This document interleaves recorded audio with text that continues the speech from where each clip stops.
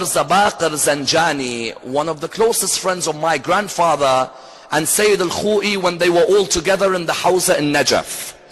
Mirza Baqir, my grandfather, and Sayyid al-Khou'i, all of them were together in the Hawza in Najaf in its heyday, in the 70s and 80s. You find Mirza Baqir Zanjani, the scholars refer to a story about him.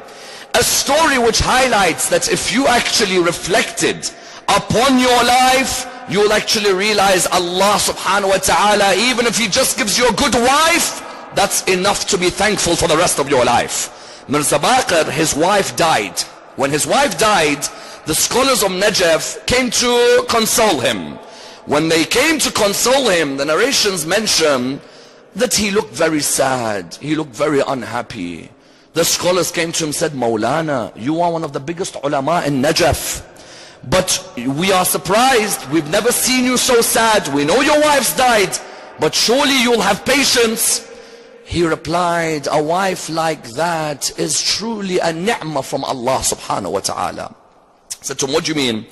He said, at the time in World War II, when we were young students here, in World War II, and the world has all been affected. He says at the time, many of the people were stocking up on tea, on biscuits, on bread, on rice. He said, I was simply a student. I didn't have anything to stock up.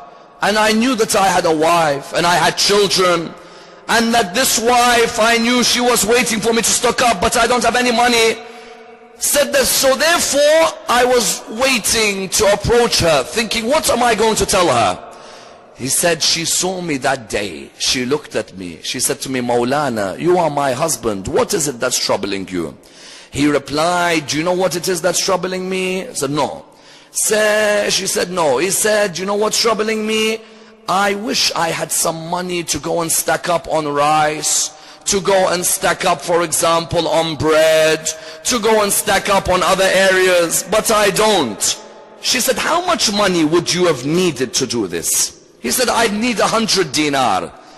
She said to him, if you had 100 dinar, what would you get? He said, I'd get the rice, I'd get all the bread and so on. She said, okay, if that's 100 dinar finished, then what would you do? He said, I would have tawakkul in Allah subhanahu wa ta'ala. I trust Allah to help me.